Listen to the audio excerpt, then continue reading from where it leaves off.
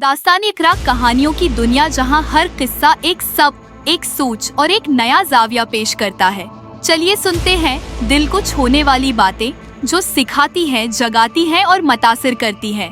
कहानियों के सफर में खुश आमदीद। शरीर भालू। एक हरे भरे जंगल में बहुत सारे भालू रहा करते थे, जहां मीठे पानी के चश्मे, सर्क सर्क सीप और रसीले फल लगे हुए थे। सी जंगल में मानू नाम का एक शरीर भालू भी रहता था, जिसका काम सारा दिन शहद के छत्ते तलाश करना और छोटे छोटे परिंदों को तंग करना था। किसी के घोंसले से इंडे निकालकर घास में छिपा दिए तो किसी जानवर के नन्हे मने बच्चों को उठाकर चश्मे में नहला दिया और किसी दरख्त को ख्वा मिख्वा हिला दिया।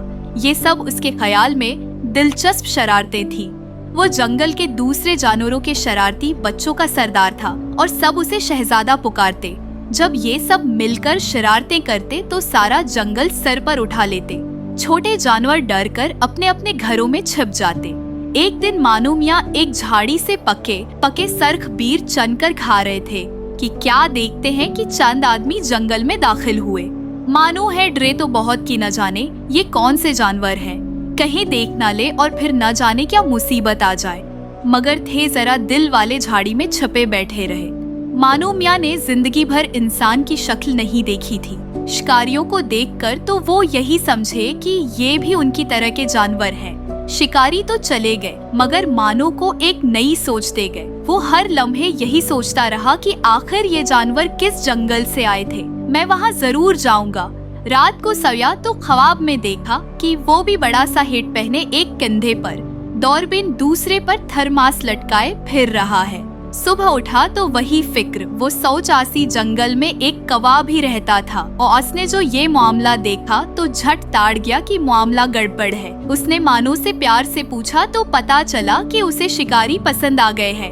कौवा मानू के हाथों तंग था, झट कहने लगा, तुम्हें उनके जंगल में ले चलूं जहाँ से वो आए थे। वहाँ ऐसे मजे हैं कि बस कोई ने कुछ उस तरह नक्शा खींचा कि मियाँ मानू हो गए चुत और लगे मंसूबे बनाने। मानो जिन बच्चों का सरदार था वो सब समझ रहे थे कि ये बीमार हो गया है।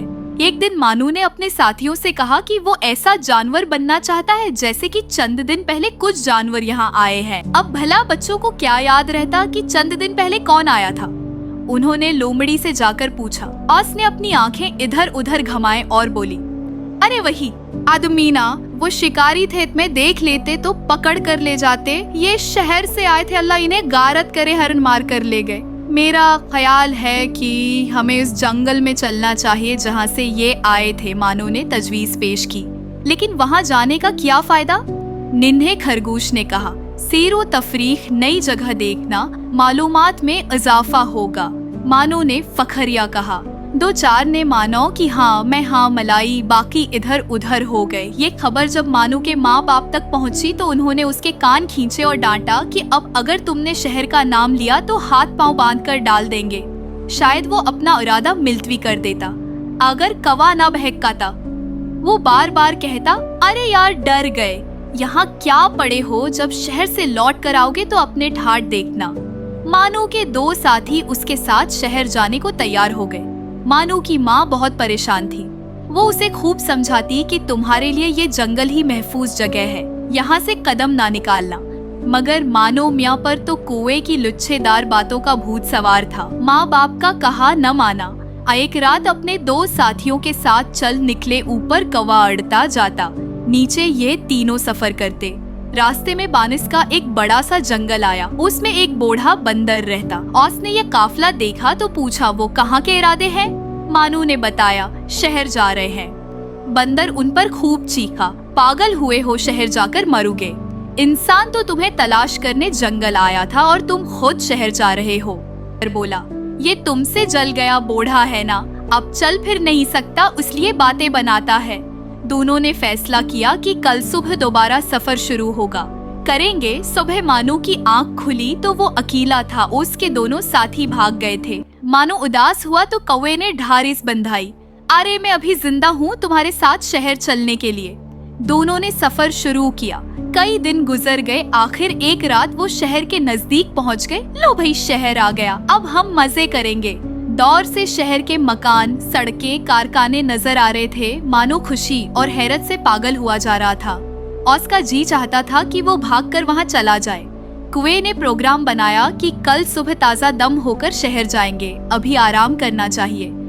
रात को मानो सोया तो उसने ख्वाब देखा। वो शफाफ सड़क पर चला जा रहा है, बहुत से जानवर उसके पीछे हैं। वो तालियां बजा रहे हैं और आवाजें किस रहे हैं।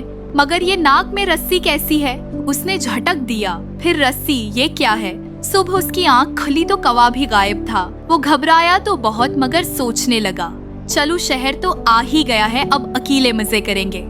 ये सोचकर उसने भरपूर अंगड़ाई ली और उठकर शहर की तरफ चल पड़ा। सामने काले रंग की सड़क थी, उस पर अजीब तरह के मकान है थे। मानो मारे हैरत के चलना भूल गया और एक घर में घुस गया। एकाएक एक जोरदार डंडा सर पर पड़ा। आंखों के सामने अंधेरा छा गया। फिर आंख खुली तो नाक में रस्सी थी और हाथ पांव बंधे हुए थे। मानो मियां समझा कि ख्वाब देख रहे हैं। थोड़ी देर में बीदार होंगे तो शहर जाकर खूब सैर करेंगे। ये सोचकर आंखें बंद कर ले, मगर भूख से बड़ा हाल था। नींद कहाँ से आती? ये हकीकत थी। मानू ने चारों तरफ देखा। ये बंद जगह थी। आज तरह पड़े पड़े कई दिन गुजर गए। मानू का भूख से ये आलम हो गया कि हर वक्त आंखों के सामने अंधेरा छाया रहता। हाथ पैरों की जान निकल चुकी थी।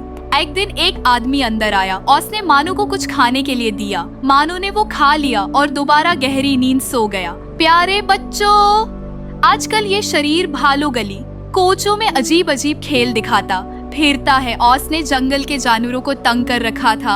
आस ने अपनी माँ का कहा न माना था और आज लोग उसकी नाक में रस्सी डाले खींचते फिरते हैं। दास्तान इकरा हर कहानी एक नया सबक। मिलते हैं अगली दास्तान में।